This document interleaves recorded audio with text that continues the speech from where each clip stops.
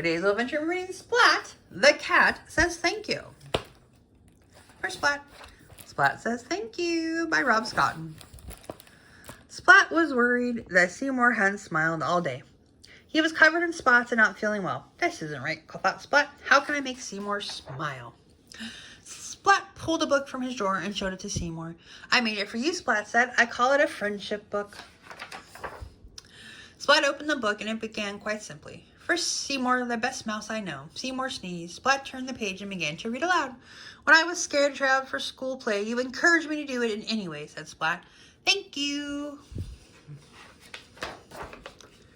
And when Mrs. Wimbleby gave me the lead role, I couldn't have learned my lines without you. Thank you, Splat continued. And when I laughed so hard at Plank and I forgot my lines, you helped me to remember them. Thank you. Splat looked at Seymour and thought that he was just about to smile, but then he sneezed and said, Achoo! When I broke my mom's favorite ornament, you fixed it for me, said Splat. Except somehow Mom noticed and I had to have a bath and go to bed early. Thank you anyways. When I had my bath and got my toes stuck, you knew what to do. Thank you. And when I went to bed early, you sneaked me a flashlight so I could read my book, said Splat. Secret Agent Cat, the case of the missing ducks. Thank you. When I overslept the next morning, you woke me up so I wasn't late for school, said Splat. Thank you. When I borrowed my brother's kite and played for hours, you made it so much fun. Thank you, said Splat. Then when I climbed a tree to rescue my brother's kite and got stuck, you helped me. You rescued me, said Splat. Thank you. Splat looked at Seymour and thought he had to smile this time, but he hiccuped instead. Splat read on.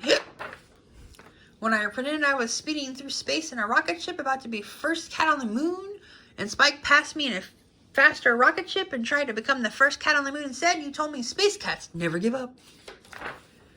So I didn't, continued Splat. Thank you. Splat looked at Seymour and thought that Seymour was sure to smile this time, but Seymour scratched a tickly ear instead. Scratch, scratch, so Splat read some more.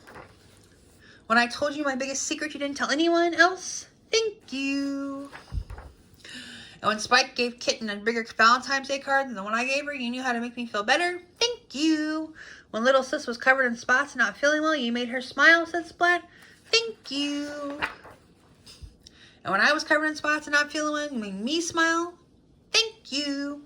You're my smallest friend and my biggest, he added. And I just want to say, thank you. The end.